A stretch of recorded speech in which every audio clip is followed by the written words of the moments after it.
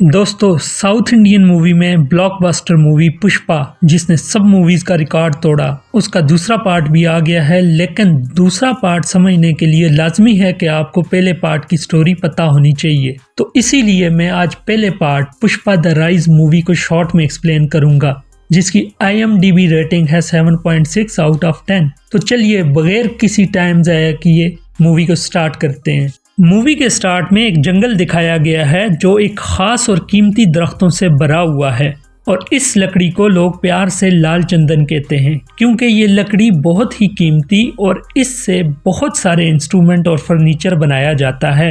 लेकिन मसला यहाँ पर यह है कि इस लकड़ी को काटना इल्लीगल है। और दोस्तों, जैसा कि हम जानते हैं, जहाँ पर कानून होता है वहाँ ही इल्लीगल काम होते हैं। इसलिए यहाँ पे रहने वाले लोग इसको चोरी से काट के स्मगलिंग करते हैं और पैसे कमाते हैं। लाल चंदन की डिमांड इंडिया से ज़्यादा बाहर के ममालिक में है और ये बहुत ही कीमती लकड़ है। दोस्तों, ये कहानी 1990 की है, जहाँ अंधेरा प्रदेश में लाल चंदन की स्मगलिंग के लिए लोगों ने एक ग्रुप बनाया था जिसका नाम सिंडिकेट रखा गया था। इस ग्रुप में बहुत से गुंडे हैं जो पुलिस से छुप के लाल चंदन को काटते थे और अपना माल मंगल सीनू के एक आदमी को बेचते थे, जो कि सिंडिकेट का एक बहुत बड़ा गुंडा था और वो एक बहुत ही पावरफुल आदमी था। वो उन लकड़ियों को दूसरे शहरों में सप्लाई करता था और ज्यादा प्रॉफिट कमाता था। मंगल सेनू के अलावा सिंडिकेट में जो दूसरा बड़ा गुंडा था उसका नाम था कोंडा रेड्डी। वो अपने दो भाइयों जक्का रेड्डी और जोली रेड्डी के साथ मिलकर काफी ज्यादा दरख्त काटता था और मंगल सीनू को सप्लाई करता था। इस तरह से ये स्मगलिंग का काम जोरों शोर से कई सालों से चल रहा था। और यहाँ कहानी में ट्विस्ट आता है और इस धंधे में एक ऐसे आदमी की एंट्री होती है जो इस बिजनेस को आसमान की बुलंदियों तक ले जाता है। इसका नाम है पुष्पा राज, जो कि बहुत बहादुर और हिम्मत वाला इंसान है। पुष्पा पहले मजदूरी का काम करता था, पर उसके सपने बहुत ऊंचे थे और वो एक कामयाब इंसान बनना चाहता था। उसकी एक क्वालिटी थी कि वो किसी के आगे झुकता नहीं था, वो अपनी मर्जी से काम करता था। लेकिन उसकी एक बहुत ही बड़ी कमजोरी थी कि वो एक नाजायज औलाद था। उसका बाप एक बहुत बड़ा आदमी था जो उसकी माँ को पसंद तो करता था, लेकिन उसने पुष्पा की माँ से शादी नहीं की थी। पुष्पा जब छोटा था तब ही उसका बाप मर गया था और इसी वजह से उसकी जिंदगी बहुत गरीबी में कटी थी और सब लोग उसे नाजायज कहा करते थे। खास तौर पर पुष्पा का सौतेला भाई मोहन, जो पुष्पा से बहुत ज्यादा नफरत करता था और उसने पुष्पा को उसके वालिद की जायदाद से भी निकाल दिया था। इसीलिए पुष्पा के अंदर एक आग थी कुछ कर गुजरने की, और वो सपने देखता था कि एक दिन वो भी बड़ा आदमी बनेगा और वो पूरी दुनिया पर राज करेगा। दोस्तों, पुष्पा जब जवान था तब वो मजदूरी का काम करता था और उसी दौरान उसकी दोस्ती केशव नाम के एक आदमी से हुई, जो कि पुष्पा का हौसला और बड़े इरादे देखकर उसके साथ जुड़ गया था। केशव को भी बहुत पैसा कमाना था और अमीर बनना था। फिर एक दिन पुष्पा थक हार कर मजदूरी का काम छोड़ देता है और वो किसी नए काम की तलाश में निकल जाता है ताकि उसे ज्यादा पैसा मिले और वो एक बड़ा आदमी बन सके। इस मामले में केशव भी उसका साथ देता है। तब पुष्पा और केशव को अंधेरा प्रदेश के जंगल में पेड़ काटने के बारे में पता चलता है कि उस काम में बहुत ज्यादा पैसे मिलते हैं, लेकिन वो काम इल्लीगल है। लेकिन फिर भी पुष्पा इसके लिए तैयार हो जाता है और केशव भी इसमें उसका साथ देता है और दोनों कोंडा रेड्डी के साथ शामिल हो जाते हैं और काम पे लग जाते हैं। यहाँ मसला ये था कि पेड़ काटते वक्त अक्सर पुलिस का छापा पड़ता था और मजदूर वो माल छोड़कर भाग जाते थे। इस मामले में पुलिस ऑफिसर गोविंद बहुत एक्टिव और सख्त था। वो लाल चंदन की स्मगलिंग के सख्त खिलाफ था और सिंडिकेट के सब लोग उससे बहुत परेशान थे। जब पुष्पा ये काम स्टार्ट करता है तो वो ये इरादा करता है कि वो किसी भी सूरत पुलिस को अपना माल पकड़ने नहीं देगा, क्योंकि जब माल पकड़ा जाता था तो मजदूरों को उनकी मजदूरी नहीं मिलती थी। एक दिन पुष्पा और उसके साथी जंगल में लाल चंदन को काटने का काम कर रहे थे और अचानक उन्हें खबर मिलती है कि पुलिस ऑफिसर गोविंद टीम लेकर वहां आ रहा है। ये सुनकर सभी मजदूर माल छोड़कर भागने लगते हैं। तब पुष्पा वहां चार्ज लेता है और उन्हें समझाता है कि हम सब मिलकर इस माल को छुपा देते हैं। और जब पुलिस वहां पर पहुंचती है तो उन्हें माल नहीं मिलता, क्योंकि पुष्पा उनके पहुंचने से पहले माल को छुपा चुका होता है। अब पुष्पा गोविंद को धमकी देता है कि वो इसके काम में दखल न दे, क्योंकि पुलिस की टीम से बड़ी उन मजदूरों की फौज है और उनके पास भी हथियार मौजूद हैं। अब पुलिस डर के वहां से निकल जाती है। तब से पुष्पा उन मजदूरों का लीडर बन जाता है और लाल चंदन के पेड़ काटने का काम तेजी से आगे बढ़ने लगता है। कुछ दिनों बाद गोविंद उस जंगल में बहुत सारे पुलिस के आदमियों के साथ अटैक कर देता है। ये देखते ही सब मजदूर वहां से भागने लगते हैं, लेकिन पुष्पा अब भी वो माल नहीं छोड़ता और वो लकड़ी के ट्रक को वहां से निकालकर एक बड़े गड्ढे में छुपा देता है। पुलिस उसका पीछा करती है, वो माल तो नहीं पकड़ सकती लेकिन वो पुष्पा को पकड़ लेते हैं। अब वो पुष्पा को बहुत मारते हैं और टॉर्चर करते हैं, लेकिन पुष्पा उन्हें कुछ नहीं बताता माल के बारे में। दूसरी तरफ कोंडा रेड्डी को जब ये पता चलता है कि उसके एक मजदूर ने सारा माल कहीं छुपा दिया है और अब वो पुलिस की कैद में है, तब जक्का रेड्डी और जोली रेड्डी पुलिस स्टेशन जाकर पुष्पा को छुड़ाते हैं और पूछते हैं कि वो ट्रक कहाँ है। लेकिन पुष्पा ये बात बताने के लिए उनसे 5 लाख रुपए मांगता है, जो कि वो दे देते हैं और पुष्पा के बताने पर वो अपना माल उस गड्ढे से निकाल लेते हैं। इसके बाद जक्का रेड्डी को ये बात समझ आ जाती है कि पुष्पा एक मामूली मजदूर नहीं है, बल्कि वो बहुत काम का आदमी है। इसीलिए वो पुष्पा को अपने बड़े भाई कोंडा रेड्डी से मिलवाने ले जाता है, जिसे मिलने पर पुष्पा कोंडा रेड्डी को बताता है कि उसके पास कई ऐसे आइडियाज हैं कि जिनकी मदद से वो बड़ी आसानी से जंगल से अपना माल निकाल सकते हैं। कोंडा रेड्डी और जक्का रेड्डी को ये आइडिया बहुत पसंद आता है और वो पुष्पा को अपने साथ काम पर रख लेते हैं, लेकिन उसका छोटा भाई जोली रेड्डी पुष्पा से नफरत करने लगता है और वो पुष्पा से बहुत चिढ़ता है। इसके बाद पुष्पा अपना काम स्टार्ट कर देता है और वो लाल चंदन को दूध वाली गाड़ियों में, एम्बुलेंसेज में, शादी की बारात में और कई ऐसी जगहों पे छुपा कर शहर से बाहर निकालना शुरू करता है कि जिसकी वजह से वो पुलिस की पकड़ में नहीं आता। और इस सक्सेस की वजह से पुष्पा अब रेड्डी भाइयों का पार्टनर बन जाता है और उसकी गरीबी खत्म हो जाती है।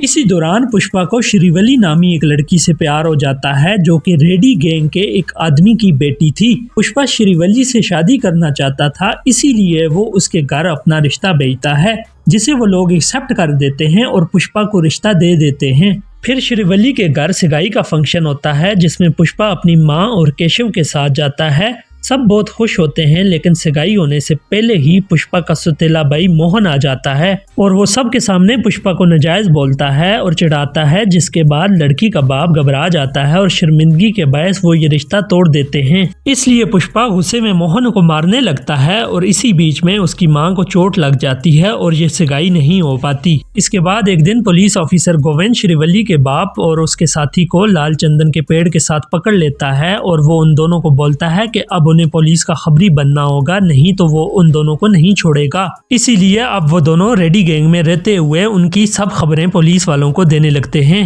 इसी दौरान मंगल सिन्नू अपना बहुत सारा और बहुत ही कीमती माल पुलिस से छुपाने के लिए उसे कोंडा रेड्डी के एक गोडाउन में लाकर रख देता है, जिसे संभालने की जिम्मेदारी पुष्पा को दी जाती है। और अगर ये माल पकड़ा जाएगा तो मंगल सिन्नू पुष्पा को मार डालेगा। इसीलिए इस मौके का फायदा उठाकर जोली रेड्डी जानबूझकर पुष्पा को फंसाने का सोचता है। जोली रेड्डी को लड़कियों के साथ अय्याशी करने का बहुत शौक था, इसीलिए जिस रात उस गोडाउन से माल निकाला जाने वाला था, उस रात जोली वहां एक लड़की को लाकर पार्टी स्टार्ट कर देता है और वो माल वहां से निकालने नहीं देता। ये सब वो पुष्पा को फंसाने के लिए करता है। फिर नेक्स्ट डे जब पुष्पा वहां जाता है तो उसे सारा माल वहां ही रखा हुआ मिलता है, जिसे देखकर वो जोली पर बहुत गुस्सा होता है। इसी दौरान श्रीवली के बाप और उसके दोस्त ने पुलिस वालों को ये बता दिया था कि वो माल कहां पर है, इसीलिए पुलिस ऑफिसर गोविंद उस गोडाउन पर छापा मारने वाला था। ये खबर जो ही पुष्पा को मिलती है तो वो फौरन उन लकड़ियों को नदी में फेंक देता है और वो केशव को बहुत सारे पैसे देकर एक डैम वाले के पास भेजता है,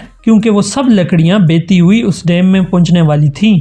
डैम के बंद होते ही पूरा माल वहां जमा हो जाता है और पुलिस जब उस गोडाउन में पहुंचती है तो उनको माल नहीं मिलता। वो करोड़ों का माल पुलिस से बचाने के बाद पुष्पा की इज्जत बहुत बढ़ जाती है और मंगल सिन्नू उसे अपने एक खास पार्टी में बुलाता है, जहां सिर्फ सिंडिकेट के मेंबर्स और पॉलिटिशियंस को बुलाया जाता था। उस पार्टी में पुष्पा किसी से ये सुन लेता है कि सिन्नू 1 टन माल के सबको 25 लाख देता है, जबकि वो उस माल को चेन्नई में 2 करोड़ का बेचता है। इससे पुष्पा को लगता है कि सारी मेहनत वो लोग कर रहे हैं और ज्यादा प्रॉफिट सिन्नू कमा रहा है। इसलिए पुष्पा कोंडा रेड्डी को उससे बात करके रेट बढ़वाने का कहता है, क्योंकि सिन्नू बहुत खतरनाक था। इसलिए कोंडा रेड्डी खुद बात नहीं करता और ये काम पुष्पा को देता है और कहता है कि अगर उसने माल का रेट बढ़वा लिया तो वो उसे 50% का प्रॉफिट देगा। तब पुष्पा सेनू के घर जाके उससे रेट बढ़वाने की बात करता है, जिसकी वजह से वो लोग उसे मारने की कोशिश करते हैं। तब पुष्पा उनसे लड़कर उन्हें हरा देता है और बोलता है कि अब से वो खुद सारा माल ले जाकर चेन्नई बेचेगा। अब पुष्पा जंगल से बहुत ही खास तरह का लाल चंदन इकट्ठा करता है और उसे चेन्नई के डीलर मुरुगन के पास ले जाता है, जो कि 1 टन माल के 1.5 करोड़ देने को तैयार हो जाता है। उसे बेचकर पुष्पा अब 50% का पार्टनर बन जाता है और अब से वो लोग डायरेक्ट मुरुगन को माल बेचने लग जाते हैं, जिससे मंगल सेनू बहुत नाराज हो जाता है और अब वो बदला लेने की तैयारी करता है। इसी दौरान एक दिन जॉली रेड्डी को पता चल जाता है कि श्रीवली का बाप पुलिस का खबरी है, इसीलिए वो उसे बहुत मारता है और वो श्रीवली के पास जाकर उसको बोलता है कि वो उसके बाप को तभी छोड़ेगा कि जब वो उसके साथ एक रात गुजारेगी। तब श्रीवली पुष्पा के पास जाकर उसे ये सब बात बता देती है, जिसे सुनकर पुष्पा को बहुत गुस्सा आता है और वो श्रीवली को साथ लेकर जॉली रेड्डी के पास जाता है और उसे बहुत मारता है और उसके हाथ पांव तोड़ देता है। फिर पुष्पा जॉली रेड्डी को बोलता है कि अगर वो ये बात अपने भाइयों कोंडा रेड्डी और जक्का रेड्डी को बता भी दे तो उसे कोई डर नहीं है। लेकिन जॉली रेड्डी पुष्पा को बोलता है कि वो ये बात किसी को नहीं बताएगा, लेकिन खुद ठीक होकर इससे बदला लेगा। इसके बाद पुष्पा श्रीवली के बाप को कैद से छुड़ा लेता है और वो उन दोनों को घर पहुंचा देता है, जिससे खुश होकर अब श्रीवली के घर वाले पुष्पा से रिश्ता जोड़ने के लिए तैयार हो जाते हैं और अब उन दोनों की शादी तय हो जाती है। फिर एक दिन कोंडा रेड्डी को पता चल जाता है कि जॉली का ये हाल पुष्पा ने किया है, इसीलिए कोंडा रेड्डी, जक्का रेड्डी और कुछ लोग मिलकर पुष्पा को पकड़ लेते हैं और वो लोग उसे मारने के लिए जंगल में ले जाते हैं। लेकिन तभी सीनू का साला मोगलीज बहुत सारे गुंडों के साथ वहां आ जाता है और कोंडा रेड्डी को गोली मारकर मार देता है। वो लोग यहाँ रेड्डी गैंग को मारने के लिए आए थे, क्योंकि रेड्डी गैंग अपना माल उन्हें नहीं बेच रहे थे। कोंडा को मारने के बाद मोगलीज उसके बाकी साथियों को भी मारना स्टार्ट कर देता है, लेकिन पुष्पा उनसे लड़ता है और वो जक्का रेड्डी की जान बचा लेता है, क्योंकि अब भी वो उसे अपना पार्टनर मानता था और पुष्पा मोगलीज और उसकी सारी गैंग को मार देता है। ये सुनकर सीनू बहुत भड़क जाता है और वो अब फिर बदला लेने की ठान लेता है। कोंडा रेड्डी के जनाजे पर सीनू और बाकी सब सिंडिकेट मेंबर्स जमा होते हैं। वहां पर एक एमएनए भी आया होता है जो कि सिंडिकेट में शामिल था। वो इस मैटर को सॉल्व करने की कोशिश करता है। तब पुष्पा एमएलए और बाकी सब लोगों को बताता है कि सीनू उन लोगों को धोखा दे रहा है और वो खुद ज्यादा प्रॉफिट कमा रहा है। ये सुनकर एमएलए खुश होता है और वो पुष्पा को सिंडिकेट का नया लीडर बना देता है और सब लोगों को अपना माल उसे बेचने को बोलता है। इसकी वजह से पुष्पा बहुत ही अमीर और पावरफुल बन जाता है और अब उसकी शादी का टाइम भी करीब होता है। लेकिन अचानक पुलिस ऑफिसर गोविंद का दूसरे शहर में ट्रांसफर हो जाता है और उसकी जगह पर एक नया पुलिस ऑफिसर आता है, भंवर सिंह शेखावत, जो कि बहुत ही खतरनाक और घमंडी आदमी था। उसने पुष्पा के बारे में काफी सुना था और उसे पुष्पा की अकड़ पसंद नहीं थी, क्योंकि पुष्पा किसी के आगे झुकता नहीं था। फिर एक दिन पुष्पा पहली दफ़ा शेखावत से मिलने पुलिस चौकी जाता है और वो उसे शादी का कार्ड और रिश्वत के बहुत सारे पैसे देता है, लेकिन पुष्पा ने इस पुलिस वाले को इज्जत नहीं दी थी, इसलिए शेखावत नाराज़ हो जाता है और वो पुष्पा को नाजायज़ बोलकर उसे बेइज्जत करता है और उसे अरेस्ट करने की बात करता है, जिस पर पुष्पा को बहुत गुस्सा आता है। पर पुष्पा ने अपनी मां से वादा किया था कि वो शादी तक कोई तमाशा नहीं करेगा, इसलिए वो शेखावत से इज्जत से पेश आता है और वहां से लौट जाता है। इसके बाद पुष्पा शेखावत का बहुत अच्छा दोस्त बन जाता है और वो शेखावत को रिश्वत के साथ साथ बहुत अच्छे और महंगे तोहफे भी देता है। ये देख के सब लोग बहुत हैरान थे कि पुष्पा किसी के आगे झुक कैसे गया। इसी तरह से कुछ अरसा गुजरता है और वो दिन आ जाता है जिस दिन पुष्पा की शादी है, जहां उसके फंक्शन में बहुत सारे लोग आए थे, लेकिन पुष्पा अभी तक वहां नहीं पहुंचा था। वो इस वक्त शेखावत के साथ एक सुनसान जगह पे पार्टी कर रहा था, जिससे शेखावत बहुत खुश था कि उसने पुष्पा राज को झुका दिया है। फिर पार्टी के बीच में पुष्पा अचानक शेखावत को बोलता है कि वो इस बात को भूला नहीं है कि उसने इसकी बेइज्जती की थी। वो अब तक सिर्फ अपनी मां की वजह से चुप था। इसके बाद पुष्पा बंदूक दिखाकर शेखावत के कपड़े उतरवाता है और वो खुद अपने कपड़े भी उतारता है और फिर पुष्पा उसे बोलता है कि वो खुद के दम पर एक बड़ा आदमी बना है और बिना कपड़ों के भी वो बहुत पावरफुल है, जबकि पुलिस की वर्दी के बिना शेखावत की कोई औकात नहीं है। आखिर में पुष्पा उसे कहता है कि अब वो उसे रिश्वत नहीं देगा और वो ऐसे ही अपना माल सप्लाई करेगा। इसके बाद पुष्पा वहां से चला जाता है और श्रीवली से शादी कर लेता है। दूसरी तरफ शेखावत अपने घर जाकर पुष्पा के दिए गए पैसों को आग लगा देता है और पुष्पा से बदला लेने की कसम खाता है। जहाँ पर ये मूवी ख़त्म हो जाती है और इससे आगे की कहानी पार्ट 2 के अंदर दिखाई जाएगी, जहाँ पर मंगल सीनू, भंवर सिंह शेखावत और जॉली रेड्डी पुष्पा से अपना बदला लेने आएंगे। तो दोस्तों, कैसी लगी आपको ये कहानी? और अगर आप पुष्पा 2 देखना चाहते हैं तो डिस्क्रिप्शन के अंदर लिंक मौजूद है, वहाँ पे क्लिक करके आप पुष्पा 2 को देख सकते हैं। तो दोस्तों, ऐसी ही मज़ीद शॉर्ट स्टोरीज़ को देखने के लिए हमारे चैनल को सब्सक्राइब करें। शुक्रिया।